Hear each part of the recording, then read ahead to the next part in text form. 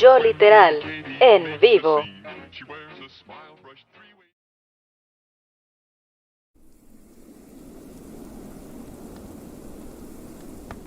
Miércoles 6 de enero, feliz año nuevo a todos. Estamos una vez más aquí. Nos ha permitido la vida, el internet y Estados Unidos estar de nuevo con ustedes para hablar un poquito más nuevamente de literatura, hablar nuevamente de todo esto que nos encanta, que es la lectura, que es descubrir nuevos mundos, que es etcétera. Pero bueno, antes de continuar diciendo todo esto, antes de entrar como tal al tema, siempre estamos hablando en plural porque continuamente me está acompañando mi querida amiga Naomi. Hello, ¿cómo están todos? Espero que bien. No me escuchan. ¿Cómo estás tú, Víctor? ¿Qué tal te ha tratado este año? Mejor que el gobierno de Estados Unidos, al parecer. Tenemos novedades, es cierto. Bonito inicio de año. No, la verdad estoy muy a gusto.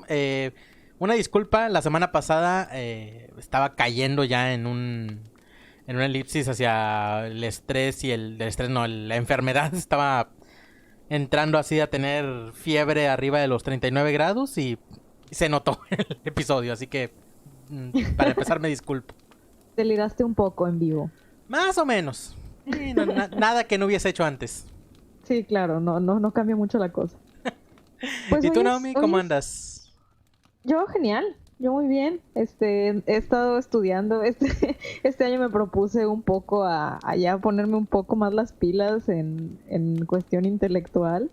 ¿Sabes? Después de un periodo un poco extraño en mi vida del año pasado, a partir de la mitad, ¿sí? Como que dije, ay, voy a dejar que las cosas sucedan y no me voy a presionar y voy a ser más tranquila conmigo misma. Todo el que conoce a Naomi sabe que ese pensamiento le duró 3 segundos.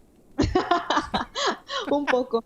No, pero ya llegó un tiempo en que dije, a ver, ya, fue mucho tiempo, ya tiene mucho que no leo nada, que no hago nada, que solo estoy viendo TV Azteca. Y dije, no, ya tengo que compensar. Y es lo que estoy haciendo. Empecé enero así como una rata de biblioteca y en eso ando. Así que andamos al full. Excelente, excelente. Naomi, comentaba que hoy es Día de Reyes, antes que todo. Hoy es Día de Reyes. Qué bonitos regalos nos trajeron. Una guerra civil. A los norteños no nos importa mucho. No, Solo para enroscarnos, para comer roscas, sí. Ni eso, en mi casa hicieron rosca de tacos. Bueno, este año las roscas estuvieron muy creativas, ¿eh? Hasta el Baby Yoda salió en la rosca. Te juro que yo quería hacer eso, pero mi familia no me dejó. Yo quería que la rosca fuera... Fue hermoso. Cuando yo vi que estaban haciendo, dije, gracias. Este es el Pues mundo en el que quiero vivir. El 2 de febrero van a vestir al niño Yoda. Al Baby Yoda, pues yo creo. Mira, es la criatura del momento. Es la criatura del siglo. Yo sigo diciendo que creo más en Baby Yoda que en muchas religiones. Y de hecho los Jedi también son una religión, Así que cuidado. Una religión avalada. Oh, Dios. Bueno, sí, en Estados Unidos es una religión avalada. Yo creo que podemos hablar de eso en un capítulo, ¿no? Tenemos que hacerlo. Excelente. Pero hablando entonces, ¿de qué vamos a hablar si no es de Baby Yoda, Naomi? Bueno, ya que algunos nos escucharon en nuestra transmisión pasada, espero que haya sido mucha gente. Muchos se enteraron de que abrimos un reto de literatura anual. Está la imagen compartida también en nuestras redes, en nuestro Instagram y Facebook. Y bueno, en enero nos propusimos a leer dramaturgia. Y como vamos comenzando enero, nos pareció inteligente pues hablar de lo que es la dramaturgia y que ustedes también pudieran conocer qué opciones tienen para leer y hacer también, incentivar a que les llame la atención y conozcan a grandes y maravillosos dramaturgos. Jiji. Cabe destacar que Naomi estuvo duro y dale con su propósito de año nuevo de estudiar más. Y también me vi embarrado yo porque cómo me mandó cosas. Pues ahí está el resultado, espero no decepcionar. Espero que haya personas dedicadas al teatro escuchándonos para que también me puedan hacer retroalimentación o no sé. El caso es que, bueno, dramaturgia. Cuando a ti te dicen, Víctor, dramaturgia, ¿en qué piensas automáticamente? Yo pienso en el texto específicamente. O sea, cuando es el dramaturgia, tengo un panorama general del teatro dramaturgia directamente el guión, el puro texto, lo que es el papel, sin salirse de eso. Efectivamente, Víctor. Es el mucho texto del teatro. El mucho texto del teatro, exactamente. Es el mucho texto del teatro porque la verdad es que como género literario, pues está el género dramático. O sea, drama viene del griego, que es acción. Acción. Después nosotros le hicimos esta acepción de que drama pues son como sucesos ultra pasionales y de sufrimiento, ¿no? Bueno, pero eso es una acepción muy distinta a lo que estamos hablando. Sí, lo El que pasa es género que dramático, lo vinculamos directamente con la Ajá. tragedia. exactamente, sí. El género dramático es un género de la literatura que tiene como finalidad que pueda ser representado mediante el teatro. Reconocemos que dentro de las bellas artes, pues una es la literatura, otra es el teatro Bueno, y Bellas otra Artes es no. el cine. Bellas Artes no, del teatro. ¿Qué? Pues no están las Bellas Artes. El teatro sí, No. claro que sí.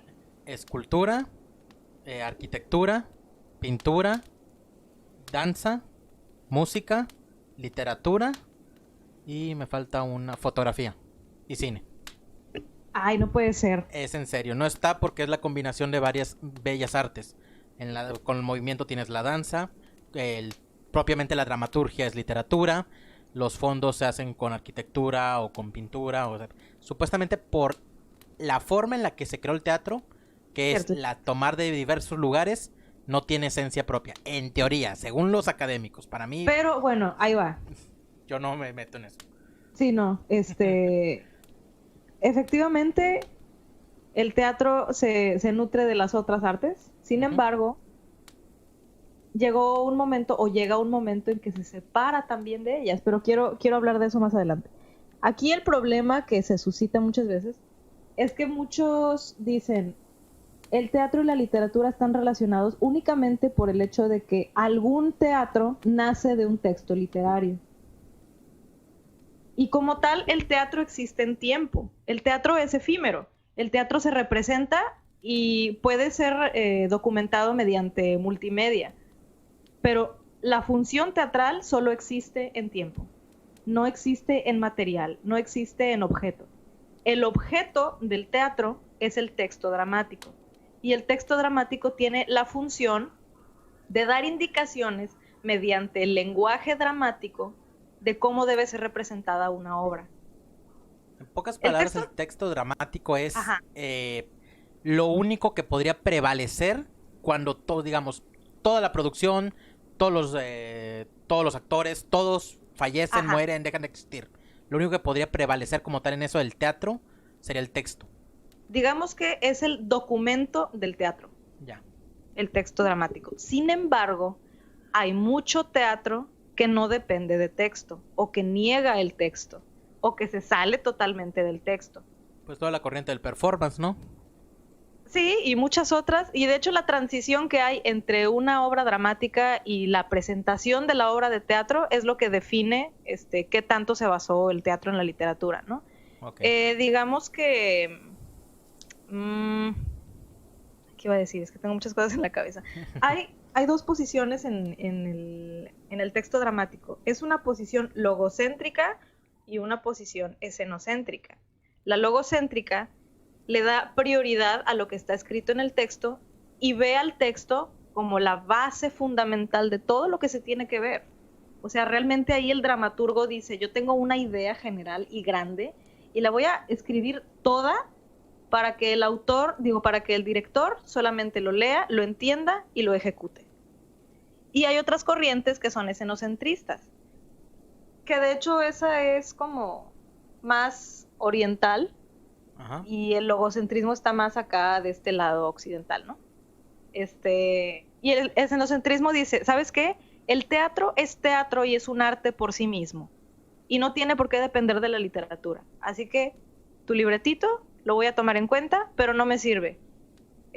Acá el teatro es lo que hacen mis actores, su preparación actoral y todo el lenguaje que yo voy a desarrollar a través de la escenografía, la iluminación, el vestuario, los tiempos, la dramatización y todo. Pregunta. Esas son las... Ajá. ¿Decías que xenocentrista es más oriental o nada más fuera de...? Porque me acuerdo mucho de lo que estaba investigando una vez del teatro kabuki y daban Ajá, muchísima importancia al texto. De hecho, hay veces en las que como tal escenas son los actores con todo su maquillaje, toda su producción, porque ellos respetan mucho eso, hincados, ajá. diciendo el texto hacia el público, porque es una O sea, leyenda, porque es algo importante. no son extensivas, no son exclusivas. Ujú, O sea, puede haber una y de otra en cualquier lado, ¿no? sí, Pero muchos autores europeos, rusos, le dan más intención al teatro como tal que a la literatura teatral. Cosa ya. contraria a lo que pasa en Estados Unidos y en México incluso, que hay dramaturgos así gigantescos y de gran renombre que el puro texto es una obra literaria importante. No, pues me acuerdo mucho de... No me acuerdo cómo se llama el escritor, es la del Zoo de Cristal. ¿Sí, Ah, Tennessee sí, sí. Williams? ¿Sí era Tennessee Sí, Williams? Tennessee Williams, Tennessee Williams. El texto es fundamental para él. De hecho, son textos gigantes. Un monólogo que me acuerdo que ayudó a mi hermana a montarlo en su tarea Ajá. la semana pasada, el semestre pasado. Ujú. Eran de 15 minutos, el puro monólogo final. Estamos hablando de que el Claro. cierre eran solo 15 minutos. Incluso de Tennessee Williams también está un tranvía llamado Deseo, Ujú. que es uno de los, pues sí, obras teatrales, pero también textos literarios más importantes de, pues, yo creo que del siglo pasado. Son así, a ese nivel. Cosa que a lo mejor no se ve tanto en Europa o de aquel lado del mundo porque se enfocaron más en la ejecución teatral que en el texto. Ok. Bueno, Iba, el caso, ajá, iba a dar nomás uno más. Me acuerdo mucho de Pedro y el sí. Capitán. Creo que es de las obras que más me quedaron así. Es muy Ujú, de eso, de que el texto es muy importante. De hecho, son un diálogo. O sea, completamente toda la obra es Pedro y el Capitán hablando. sí, sí. Entonces como que tengo muy presente esa idea de que es un formato que usamos mucho también aquí en Latinoamérica, no solo en los Estados Unidos, también en Latinoamérica les gusta muchísimo el texto. Me acuerdo una vez que estábamos en una reunión con personas de Argentina que tenían que hacer una escena de 5 minutos Ujú. y eran 5 minutos que no dejaban de hablar porque ellos lo que quieren es mucho estar presente, Mucho texto. mucho texto, sí, estar narrando lo que hacen o narrando o el sentimiento o no sé, como que no confían tanto en lo que puedan demostrar tal vez. No, O no no es se eso. aman mucho el texto, que aquí en No es eso. Latinoamérica amamos mucho el texto. Digamos que le priorizamos la literatura, priorizamos al dramaturgo, le damos voz al dramaturgo. Ok. Eso es lo que ocurre. Y bueno, también tendencia más moderna es que estamos dejando atrás el logocentrismo. Si tú te fijas, digo, no, perdón, estoy diciendo lo contrario. Estamos dando prioridad al logocentrismo. Sí, dándole prioridad al logocentrismo. Si tú te fijas, muchas clases de teatro, muchas personas que hacen teatro, que estudian teatro, se enfocan mucho en el texto y en el autor y en conocer el texto y muchas veces ni siquiera reciben educación física, educación corporal. Ujú. Y es muy frecuente. Y bueno, yo no sé, Víctor y yo, por contexto, estuvimos mucho tiempo trabajando juntos en teatro y tuvimos un maestro que nos ponía mucho a hacer ejercicio y a trabajar el cuerpo. Porque nuestro maestro tenía esta escuela escenocentrista, o sea, él estaba más inspirado en estas ideas de que el teatro es ahí, y el teatro es cuerpo, y el teatro es representación. El texto, háganlo a un lado. O el texto es importante, pero es un pretexto. Así lo veíamos. El texto Entonces, es un pretexto, me acuerdo mucho de claro, eso. claro. Por eso es importante conocer esta diferencia, y ya que ya sabemos un poco más qué es el texto dramático, podemos empezar a hablar de géneros dramáticos. Ujú. Los géneros principales y que se conocen del teatro clásico son principalmente dos, comedia y tragedia. Así llanamente. Son géneros realistas. En la tragedia hay personajes de muchas virtudes que a través de la historia presentan una destrucción de estos mismos personajes y atraviesan crisis. Las tragedias tienen finales infelices. Infelices. Sí, las tragedias no tienen finales felices. La comedia son personajes más simples. Hablaba pues un maestro que estuve viendo ahí en YouTube, que los personajes de la comedia suelen ser inferiores al espectador. Son inferiores en inteligencia, son inferiores en moral, En valores. son inferiores en muchas cosas, sí, en valores. Por eso son cómicos. Entonces, les suceden cosas graciosas que los hacen reaccionar de manera graciosa y normalmente es moralista. Se dice que la comedia, a través de la risa, te enseña a pensar de diferente manera. Hay veces que nos reímos de cosas incómodas, pero porque nos están invitando a hacer una reflexión. O sea, ¿por qué te ríes? ¿Y qué es lo que está pasando? ¿De quién te estás burlando? De hecho, La tienen que ser- comedia, sí, la comedia mayoría de los siempre personajes- implica burla. Ujú. La mayoría de los personajes tienen que ser muy simples en el sentido de que tienen sus arquetipos del rey, el galán, el antagonista, la mujer, el héroe, el villano, el padre. Sí. O sea, tratan de ser lo más universales posibles para que no tengas que tener una identificación con ellos. O al contrario, tengas una identificación en cierto momento de tu vida, pero no como un personaje tridimensional. Claro. Recordemos que, como hablábamos, el teatro es efímero. Se trata de dar el mensaje en el tiempo únicamente delimitado. También estaba viendo una entrevista que le hicieron a Hugo Iriart, dramaturgo mexicano, y decía, si el texto y la obra no lo dice, el espectador no tiene por qué conjeturar nada. Mm, Y es lo que hablaba también Samuel Beckett, vamos a hablar más adelante de él, en una historia, en una obra que tiene que se llama Esperando a Godot. Se conjetura mucho de que si este personaje Godot es Dios y quién es y por qué no dice quién es. Y Samuel Beckett simplemente dijo, si yo hubiera sabido quién era Godot, lo hubiera puesto, pero no lo puse. Y si yo no lo sé y los personajes tampoco saben, ustedes tampoco tienen por qué saberlo. Y si me hubiese importado, también hay que recalcarlo. Claro, O sea, porque él sabía quién era Godot, pero no le importaba, porque al final, pues, ¿qué aportaba? sí, bueno, ahorita hablamos del teatro del absurdo. Ok. Melodrama. Ese es otro como género derivado de la tragedia y la comedia. Estas son anécdotas más complejas que tienen personajes simples. Y se busca que la respuesta emocional del público sea exacerbada. E Es inmediata. decir, son, pues digamos, un drama en el que te ponen música y te ponen la gran escenografía, sucesos impactantes, para que el espectador lo resienta inmediatamente.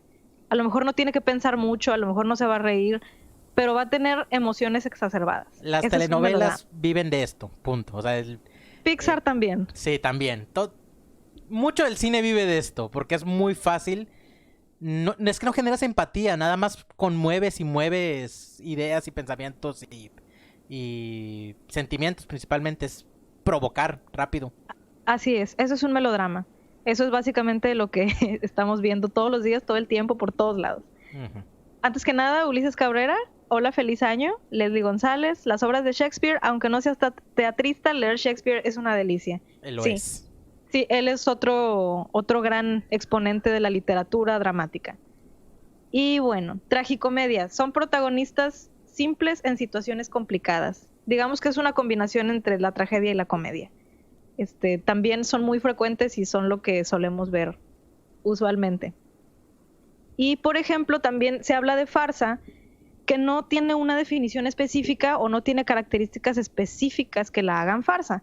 Simplemente son otros géneros que se ven afectados por algo irreal, algo que no ocurriría en la realidad o que sufre una modificación que saca de onda al espectador. ¿Cuál sería Así la veamos. diferencia o no hay diferencia entre farsa y surrealismo?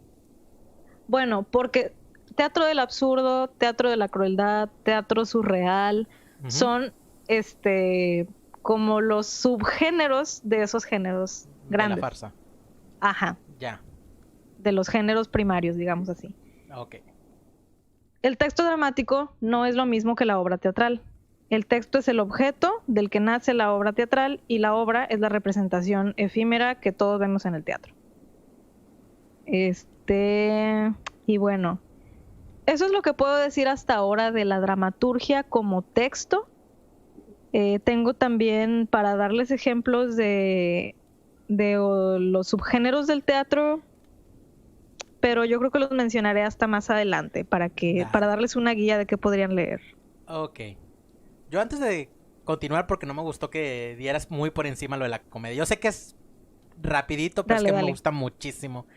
Es que la esencia de la comedia, aparte de hacerte reír o aparte de hacerte reflexionar con personajes simples, pone muy en evidencia cosas. La comedia sirve mucho para demostrar, esto lo decía Lope de Vega en el Arte Nuevo de Hacer Comedia en este tiempo. Es un Ahí está, texto. Lope de Vega es barroco, Ajá. para que lo tomen en cuenta Y mientras desde escuchan entonces lo que este dice. texto pega. O sea, si lo leen ahorita van a decir de que, ay, no es cierto. Ok, barroco 1600, así En se el las dejo. 1600. Sí. Él le dijo a la Academia de Madrid que deberían dejar de estar seccionando y haciendo menos la comedia, porque la comedia tiene mucho más que aportar al mundo que la tragedia. Que deberían dejar de estar haciendo obras para complacer a reyes y personas de alto rango y mejor aprovechar la comedia para enseñar y educar. Uf, En el 1600, señores. uf. Y ponía muchísimos ejemplos de comedias, no teatrales, pero ponía la Odisea, la Ilíada. Ajá. Ponía muchas comedias de Aristófanes como ejemplo.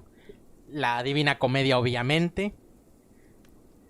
Hablaba de mitologías griegas y cómo estas siempre eran... cómo la comedia era el medio por el cual se enaltecía a los dioses. Sí, O sea, no se hacía burla de ellos, sino que todos los dioses siempre tenían finales felices. O sea, la gran odisea de... Bueno, no de Odiseo, la gran aventura de de Hércules, no, de Zeus, para pelear en el Tártaro contra los titanes, para por fin poder ocupar el trono que se le había dado desde la predicción de Saturno. No, se me fue el planeta. Estamos hablando que desde entonces ya se veía un final feliz en algo que era para adorar a un ser supremo. Entonces la comedia fue muy vista hacia abajo a mal, porque no se quiere decir que por tener un final feliz ya tengas o ya sea un género menor. Entonces mucho de lo que él decía es que se tiene que aprovechar la facilidad con las que las personas adquieren o ven este tipo de textos, para que al momento de que la persona, para el momento de que la audiencia esté recibiendo la información, se cultive, tenga mayor idea, pueda tener otra perspectiva. O sea, él decía, sí, la comedia es moralista. exactamente, La pero comedia tiene una enseñanza. pero aparte de eso hay que hacer enseñanzas que sean fructíferas. O sea, si lo único que le va a hacer es no seas malo, sé bueno, del deseo no sirve para nada. Enséñale arte, enséñale razón, impúlsalo para que tenga otras ideas, para que despierte. Estamos hablando de que esto fue previo no, mentira, me estoy equivocando. Tiempos. Ok. ¿Renacimiento cuándo fue? No, hombre. No, fue previo a toda la oleada. Pues sí, en el 1800 Edad empezaron media, todas las Edad media, revoluciones. Renacimiento, Barroco. Ajá. ¿La revolución qué? No, fue previo a las revoluciones. Fueron en el 1800 las revoluciones. Ah, sí, no manches, sí, no. No, Pues- nada que ver, no, el Barroco fue mucho antes. No, sí, pero estamos hablando de que en 1600... Porque esto fue en el 1630. Sí, Barroco era O Bach. sea, con Así lo ubico yo. con este texto estamos ubicando a los pensadores que van a ejercer el nuevo pensamiento crítico para que en 100 años se venga una oleada de revoluciones, quitar a los reyes, cambiar las riquezas, buscar el cambio de mentalidad. O sea, 100 años no son nada para la historia humana, estamos hablando de más de 2000 años. Es verdad. De la historia contemporánea, a partir del nacimiento de un hombre en Jerusalén, Según. Entonces, 100 años no es nada. Y yo sí podría pensar que a partir de esto, de denle acceso a las personas a tener una educación a partir de algo que ya entienden, se venga una oleada de pensadores críticos que puedan cambiar el mundo. Yo por eso defiendo mucho la comedia. Genial. Maravilloso, espléndido. Aunque bueno, la comedia ha pasado por muchos muy malos momentos, pero bueno, ¿qué podemos hacer? ¿Quieres empezar a hablar de las tecnologías? Nos dice el Ministerio de Artes y Memes, los memes son la octava bella arte. No sé qué Dudoso. opinión tienes. No. Son la evolución de la comunicación humana, eso sí. Ah, sí, digo, son un aspecto cultural importante. De hecho, desde la psicología y desde la psicosociología, la palabra meme tiene mucha significancia y, bueno, mucho significado, y realmente lo que nosotros vivimos y cuando nos pasamos memes y hacemos memes y nos reímos de memes, pues es todo un fenómeno, nunca antes visto. Sin embargo, pues, como octava bella arte, yo sí debatiría. Aparte Pero no tiene gracias por su ningún... comentario, me encantó. Yo digo que hay memes que son arte. No, pero yo creo que no hay forma de defender que los memes sean arte. No tiene una estructura propia que beneficie. O sea, es una imagen. Es como Sí, la claro. fotografía. Y no tienen, de hecho, ni autoría. Carecen de ella. Bueno, Que bueno, se los hace muy artísticos porque son muy efímeros. dale. No son efímeros porque tienen... Ah, bueno, ya. Dale. Habrá un Bueno, programa de tienen memes, un punto, lo tienen prometo. un punto. Sobreviven al paso del tiempo, que es una de las características del arte. Bueno, tú dale. Le pedí a Naomi que me dejara hablar un poquito de lo que es la actual dramaturgia. Y Que se ya lo es concedí. me lo concedió, que ya es separarnos del teatro y ver a los medios que han evolucionado junto con los avances tecnológicos. Directamente podemos pensar en el cine, pero podemos ver que antes de ello ya teníamos los cómics y las historietas y todo lo que es la novela gráfica. Tuvimos el cine y actualmente, bueno, y en su momento hubo las radionovelas que actualmente están regresando como series sonoras de podcast. Todo eso con mucha participación del guión. Guión. Aquí es donde yo quiero preguntar y quiero que hagamos un pequeño, no debate, pero sí para plantear. ¿Por qué la diferencia de guión y dramaturgia? ¿O por qué ya el guión de cine o el guión de serie sonora no entraría como dramaturgia? Mira, ahí te va. O bueno, yo es lo que pienso y es lo que he estado meditando a partir de eso que estudié. Uh-huh. El teatro y el cine tienen lenguajes muy distintos. Diametralmente distintos. Sí. Un dramaturgo sabe cosas muy distintas a un guionista. Un director de cine sabe cosas muy distintas a un director de teatro. Y un espectador de teatro espera cosas muy distintas a un espectador del cine. Yo creo que la literatura tiene dos hijos, el guión y el texto dramático. Se parecen mucho y tienen la misma genética. Okay. Sin embargo, uno deriva en el arte teatral, que ya es, te digo, esta representación efímera, y otro deriva en el cine, que es como tal una de las bellas artes por sí misma. ¿Que están relacionados? ¿Están emparentados? Sí. ¿Son la misma cosa? No, pero son hermanos. Ok, entiendo perfectamente tu punto y la verdad lo comparto. De Sí. hecho era como yo iba a defender que sí iba dentro de... Sí, creo que son iguales. Lo que pasa es que, digamos, o sea, por ejemplo, bueno, el cine no existía en las épocas de Sócrates, ¿no? Ajá. No existía. Entonces, si queremos hacer una etimología y una genealogía de cómo fue evolucionando el texto dramático, pues tiene más tiempo, ¿no? Pero a partir de que puedes escribir una historia y dar acotaciones y dar señalamiento de cómo quieres que sea la iluminación y todo, pues también puedes hacerlo con el cine. Y hay cine que tampoco van a ser de un guión. Ok. Es interesante. Eso, no sé, lo planteo más a la misma idea de que hay teatro que no tiene guión.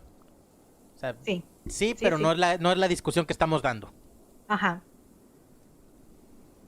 Pero bueno, hablando específicamente ya de guión, regresando, Ajá. si lo podemos entonces definir como el hermano pequeño de la dramaturgia, porque pues la dramaturgia tiene nada más como 7000 años, más o menos. Vamos a encontrar que el guión, como dice, comparte personajes, comparte diálogos, comparte inclusive acotaciones, pero tiene su propio lenguaje, se modificó para poder ser funcional.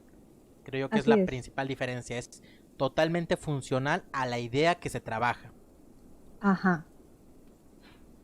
Yo quería hablar mucho de guión sonoro porque últimamente me he estado aventando unas series sonoras, unas series de podcast. que me gustan mucho.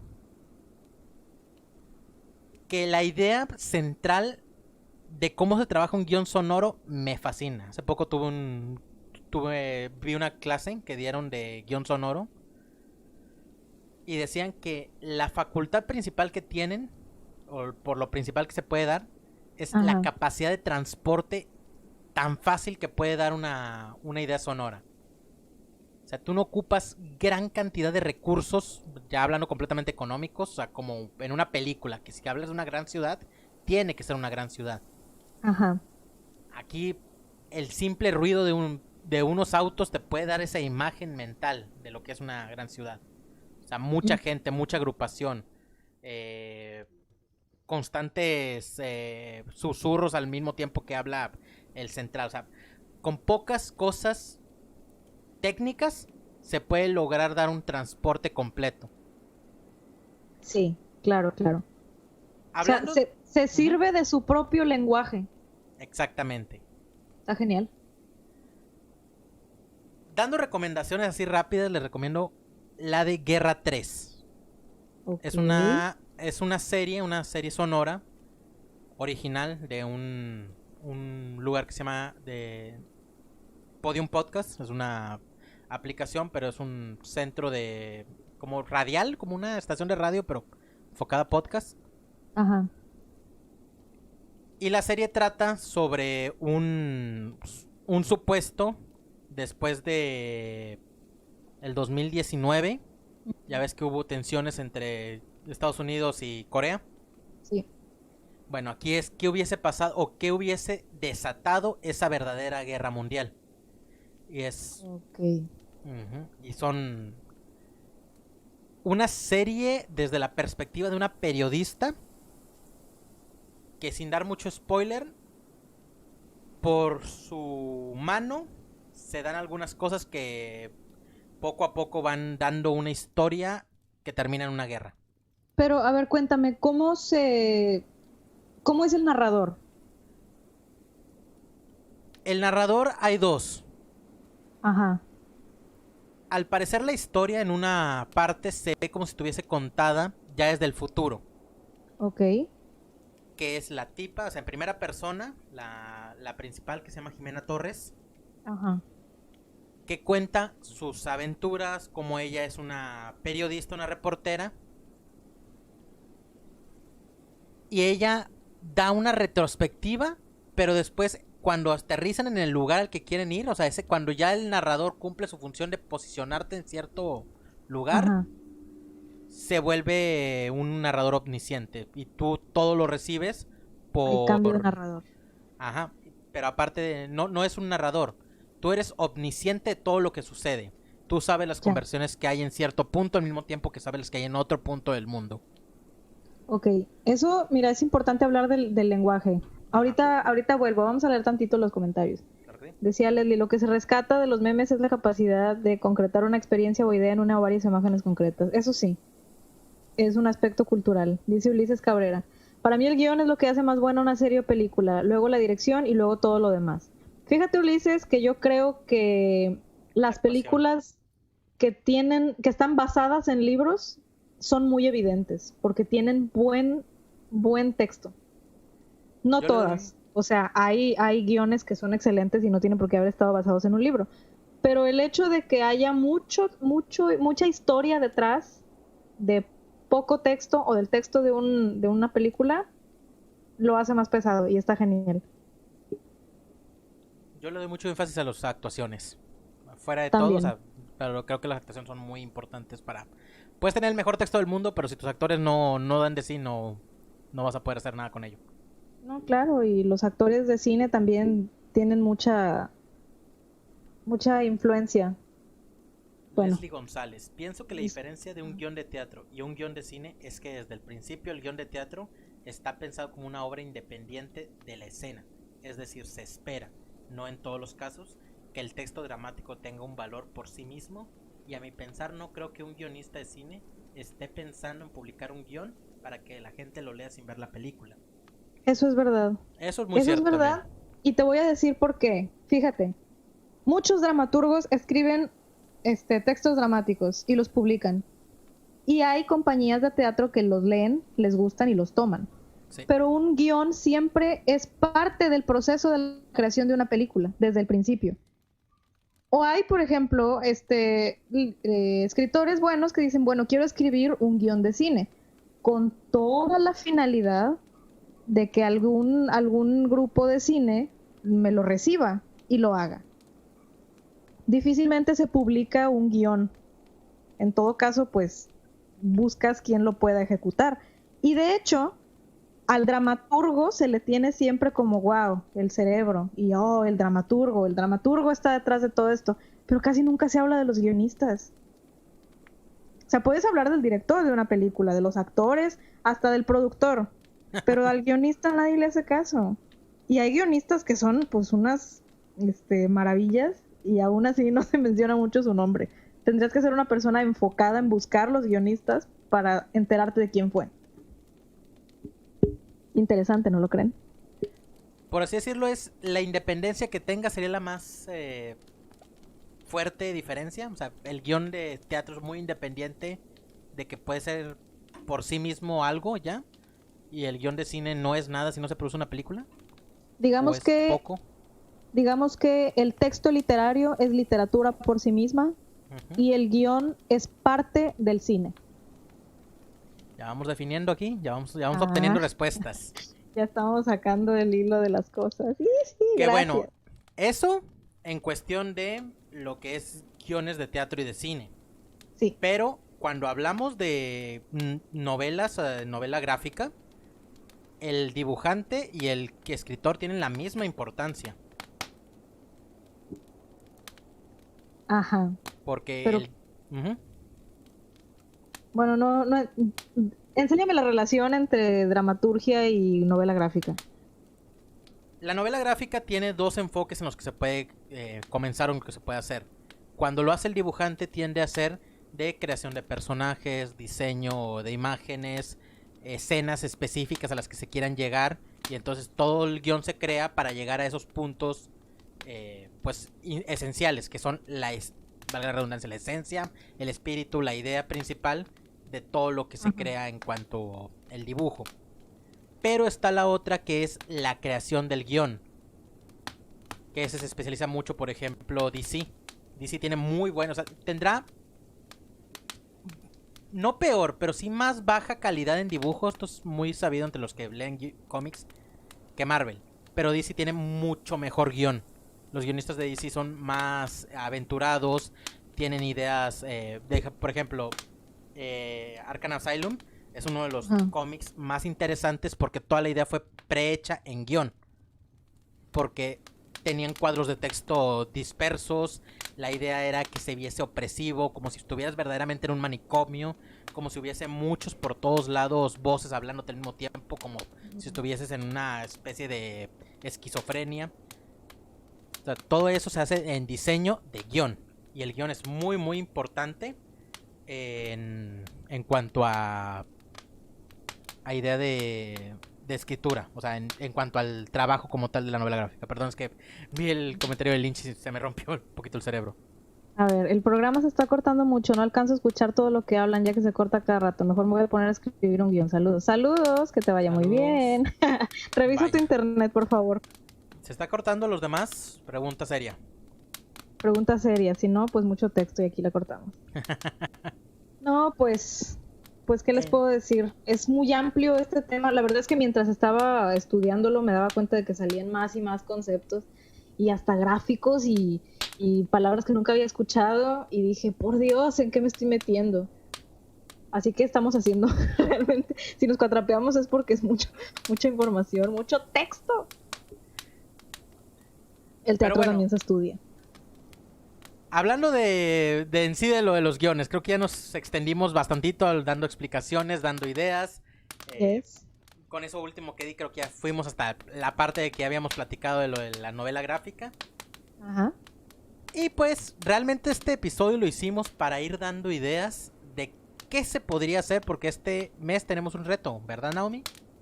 El reto es que, por cierto, leer no debería ser un reto, leer es un gusto, pero pues está bien ponernos estas metas de lectura. Metas de lectura perfecto. por Yo Literal. Víctor, una obra de teatro te la lees en una sentada. Sí, la verdad. Así que este mes yo les propongo que se lean varias obras. Pero, ay, qué aburrido, Naomi. ¿Cómo voy a leer varias obras? Qué flojera. Ay, no, yo con una tengo. Pues no, amigos. Hay muchos géneros que podemos explorar y hay muchas cosas tan interesantes que yo creo que si se dan un chapuzón en una de ellas, se van a llevar una muy buena sorpresa. Y a él, creo yo que también, como hay tanta versatilidad, por ejemplo, ¿de cuál estábamos platicando hace bastante tiempo? La del misántropo, ¿no? Que te dio muchísima risa. Yo leí El avaro de Molière. El avaro de Molière. Está muy buena, es una comedia. El misántropo también está muy buena y eso también da mucha risa. Y Molière también es barroco. Bro, barroco aquí, ¿qué nos pasa? Pues ya estamos identificando la época. Ya le estamos dando el clavo. Vamos desde el principio. Pues si nos fuéramos desde el principio tenemos que haber hablado de Aristófanes. Sí, no manches. No, ya, somos Yo Literal, mucho texto. Pero bueno. ¿Algo quieres recomendar, Naomi, específicamente?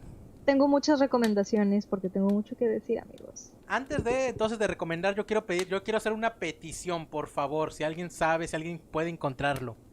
A ver. Hay una obra de Vicente Leñero que me llamó bastante la atención que se llama Alicia, tal vez. Me llamó mucho de qué trata, estuve leyendo unas reseñas, pero aparte ¿cómo se llama? No es reseña, es un trabajo completo de Elena Urrutia. Ensayo, ajá. Un ensayo que le hizo que está de... No manches, tengo que leer eso. Y no lo encuentro. Así que si alguien lo tiene, de Vicente Leñero, Alicia tal vez, por favor. Esa es mi petición para ustedes. Pues ya lo saben, Víctor ahí tiene su petición. Que por cierto, ahorita mucho teatro está protegido por los derechos de autor, así que no lo van a poder encontrar tan fácil. Pero mucho otro teatro sí. Hay obras que ya son del dominio público. Sí, del dominio público, entonces ahí está el camino abierto por Google. Ulises Cabrera dice, yo a veces tenía la fantasía de colaborar con algún guionista y yo dibujar el cómic, jeje, bueno, algún día haré algo. Te tengo una convocatoria que te puede interesar, Mándame mensaje ahorita porque te la voy a mandar. No la estoy haciendo yo, pero a mí me gustaría participar en ella. No es convocatoria, Naomi realmente quiere participar en un concurso y te quiere de asesor o de colaborador. No, es otra cosa, pero no voy a participar porque se me hizo mucho show. Bueno, X. Primera recomendación, amigos. Espera, te voy a pedir una recomendación. Dale. Te quiero pedir una recomendación yo. Dale. ¿Por qué pusiste a esta...? Pues a eso voy, deja de interrumpirme y vas a ver a dónde voy. No, pues quería que lo hicieras primero porque la verdad no sabía que tenía obras. Dale, a ver, dila. Pues voy precisamente a eso. Sor Juana no solamente es autora de varias obras de teatro, sino también de 18 loas, Víctor. Estás ¿Es en serio? Sí, estás muy desinformado, muy desactualizado. Muy desactualizado con Sor Juana, ¿cómo no? Estás como unos 500 años desactualizado, Víctor. Ella escribió diversos géneros. Sor Juana escribió mucha comedia, Víctor. Mucha comedia, sí. Aquí el problema es que, por ejemplo, ella estaba así muy inspirada en Lope de Vega, escribió comedias. Sin embargo, ella sí escribía para la realeza, porque era cortesana. Entonces, a pesar de que su poesía era bien acá, así, malditos hombres mugrosos, pues sus obras de teatro, no. Era muy complaciente. Pues porque también vivía de eso. Digo, si ya te están dando de comer, pues no te vas a poner en contra del sistema. No se muerde la mano que te da de comer, dicen por ahí. Claro. Así que Sor Juana, pues entre las obras podemos destacar Los empeños de una casa, que la voy a leer, y también Amores más laberinto, que también la voy a leer. No se desesperen si leen a Sor Juana porque pues escribe en verso, a veces no se le entiende. La verdad, sí requiere un poquito de contemplación y cerebro estarla leyendo. No es un lenguaje tan sencillo. A mí me cuesta un poco concentrarme, pero es recomendable para que sepan el legado de una autora mexicana y de las más poderosas del mundo. Entonces, por eso puse a Sor Juana, Víctor. Ahora, ya lo sabes. Sor Juana hacía de todo. Mira, escribía poesía, villancicos, teatro, cambiaba llantas, sí, recetas de cocina. Tenía una vulcanizadora. Sí, tenía una vulcanizadora, hacía tapizados. Sor Juana hacía todo lo que se te ocurra, Sor Juana la hacía. Yo me quiero comprometer de una vez ya también A ver. Que lo que quiero leer es a Elena Garro, porque me ha llamado mucho la atención desde que tuvimos el programa de mujeres en la literatura. Sí. Me llamó bastante la atención más de su obra. Y hasta donde tengo entendido dicen que Elena Garro era buena escritora de cuento, de lo que quieras, pero que su teatro era otra cosa, era otro nivel. Elena Garro escribió textos dramáticos y yo también la voy a leer este mes. Excelente. Vale la pena. Junto también con Luisa Josefina Hernández. También teatro realista y teatro con temática sobre mujeres. Y de Ella hecho, sí no me esta suena mujer, Luisa Josefina, tiene un ensayo sobre Beckett, sobre Samuel Beckett. O sea, la mujer, y según lo que leí también de ella, es que estaba letradísima en teatro y en drama. Entonces, como que es una de esas lecturas de que tienen que ser forzosas. ¡Ah, qué emoción! Yo sí la quiero leer. Luisa Josefina Hernández, búsquenla, por favor. Bueno, ya mencioné a las 3 mujeres que tenía. Son todas de diferente época. Dice David que lean El porvenir de Elena Garro. El Bueno, porvenir de Elena Garro, ok. Ya Muy tenemos bien. qué obra va a ser la que vamos a leer, entre otras. Grandioso. Sí, claro, claro. Este siguiente yo lo quiero leer, que también lo recomiendo, pero no me he leído, lo que me leí de él va a sonar extraño. A ver. Es Juan Villoro. Ajá. A él lo conocí porque sale en el documental de Molotov, el de Ajá. Gimme the Power. Y me cayó bien, o sea, como que lo vi y dije, mira, es un viejito que cae bien. Descubro que es escritor y digo, ¿qué tiene? Y tiene ensayos futbolísticos. Me agrada mucho. Está muy chido. Y hay uno que se llama Los 11 de la tribu, ese está bellísimo. Recuerdos del porvenir de Elena Garro. Y yo Así se llama. Y lo que le quiero recomendar de teatro, o sea, de lo que hay, obras que él tiene, es La Guerra Fría y otras batallas. Tiene muchas, pero ese. Ok, muy Que ese es bien. muy reciente, es del 2018, de hecho. Por eso es el que quiero que se lea. Mexicano. Él, sí, Juan Villoro, mexicano. Ok. Teatro contemporáneo mexicano. Ahora, déjenme comentarles sobre el teatro del absurdo. El absurdo... Es lo si que vivimos alguien- este día. ¿Qué? Es lo que Sí. vivimos este día. Albert Camus, ¿les suena? ¿Lo han leído? Yo sé que tú sí, Víctor. Camus, para los cuates. ¡Ah! Ah, claro. ¿Por qué me Bueno, lo dices así? Camus. Me quedé frío. Y Jean-Paul Sartre. Ajá. Sí, ese. Pues son los que empezaron con estas ideas del absurdo. Con el movimiento Y del absurdismo. también yo, porque tengo que meter a mi novio Franz Kafka en todo, también esta idea de lo que es kafkiano, pues es solamente otra forma de decirle a lo que es absurdo. La idea interminable de que... ¿Es lo absurdo? Creí que era lo raro. Sí. De que la idea de que no importa lo que hagas, no importa cuánto te esfuerces, y la idea que tengas en la cabeza o cómo te quieras engañar creyendo que así es, tu vida es un absurdo tras otro. Las cosas no siempre hay un nexo causal entre lo que causa y el efecto que tiene. Y lo Naomi, es sufrimos promover la los humanos. lectura, no promover la depresión. El suicidio. Suicidio. No es por eso, sino que los mayores, digamos que el absurdo nace en Francia, en París. Pero en el teatro del absurdo y en la literatura dramática del absurdo, ninguno es francés. Destacamos a Samuel Beckett, que es irlandés, y a este señor Eugene Ionescu, que es rumano francés, pero rumano. Pero rumano al fin de cuentas, ok.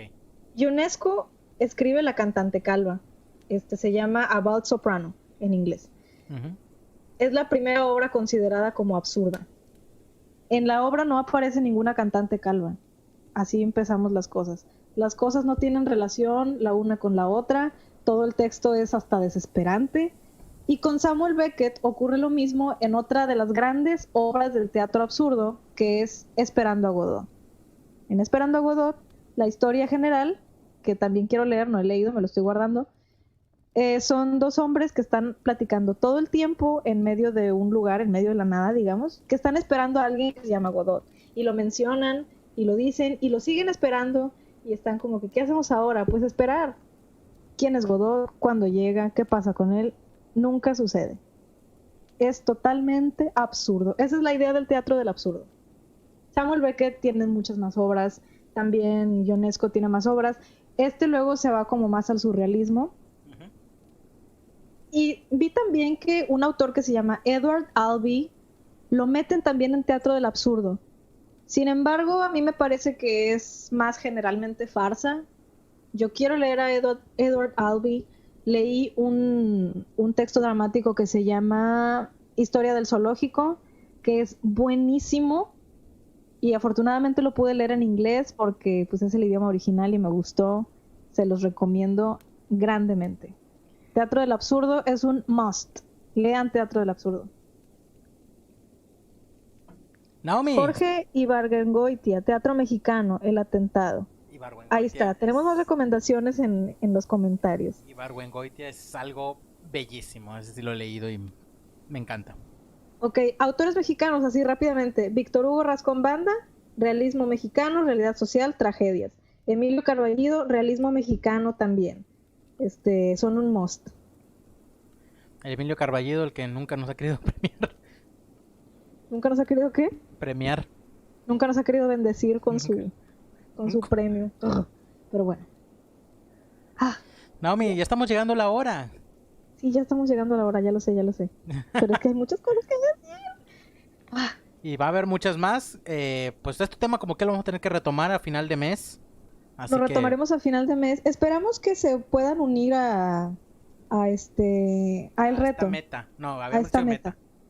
Sí, esperamos que se puedan unir y que conozcan más de teatro. Es muy emocionante y la ventaja es que son como los cuentos. Te lo puedes leer en un ratito y la verdad es muy imaginativo y fructífero. Háganlo. Leslie González dice, se podría decir que tanto el absurdo como el pesimismo viene desde la antigüedad clásica también. La etiqueta es moderna. Por otro lado, ningún autor de teatro del absurdo se considera como tal. Término y texto inventado por Martin Esslin. Muchas gracias por su comentario. Está bellísimo.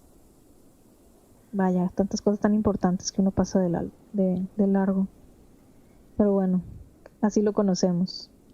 Y el teatro de la crueldad, y el teatro surrealista. Hay muchas cosas que se pueden leer. El teatro del oprimido, hay muchas cosas que se pueden leer. Y es importante que las conozcamos. Ok. Pero por desgracia ya estamos llegando a límites. ¡Ay! Me acabo de dar un tirón, ¿no es cierto? Ay, por Dios. Empezando mal. Ahí está la tragedia de Víctor. Esa es una tragedia.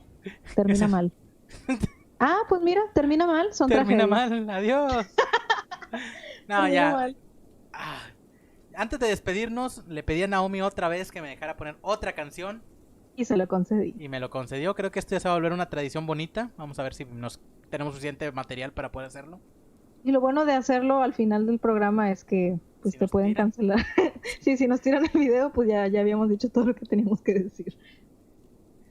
Pero bueno, entonces para terminar, un poquito dentro de lo que sigue siendo dramaturgia, sin serlo, Juan José Lavaniegos con su disco Teatrova, voy a poner El Sabio, El Necio y El Loco.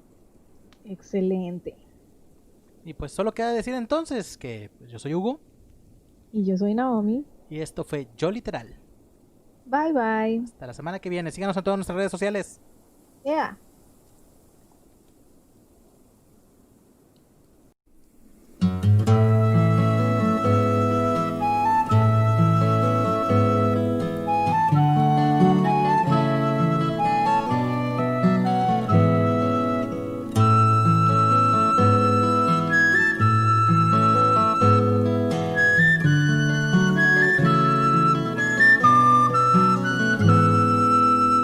El sabio es un hombre que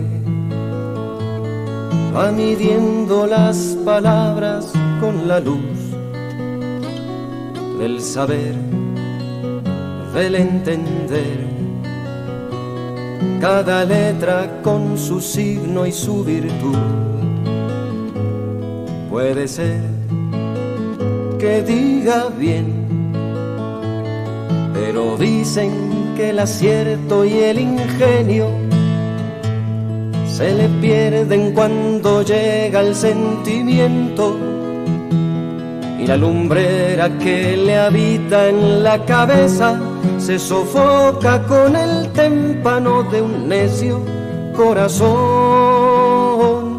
¿Para qué tanta palabra, corazón?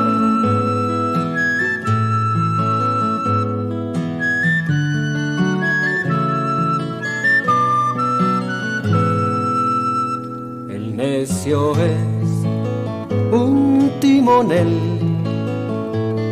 con la vista al horizonte material,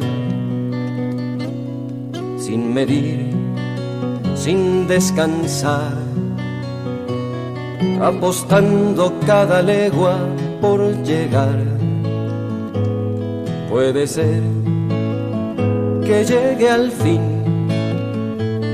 que consiga incluso más de lo previsto, que se llene de belleza los bolsillos, pero al fin llegar primero no es preciso, ni morir en el intento, ni pisar a los vecinos. Vale más juntos y a tiempo, timonel.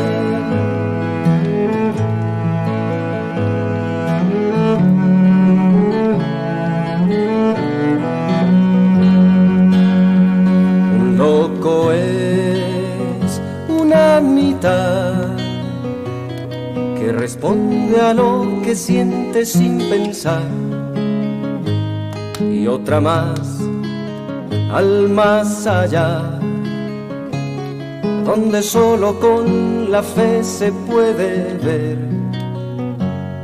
Puede ser la sin razón, pero nunca falta un loco emocionado que le pasa su emoción al hombre sabio. Y es del sabio dar consejos para el necio, y del necio alguna idea para bien de los chiflados. Conclusión: lo perfecto es inhumano.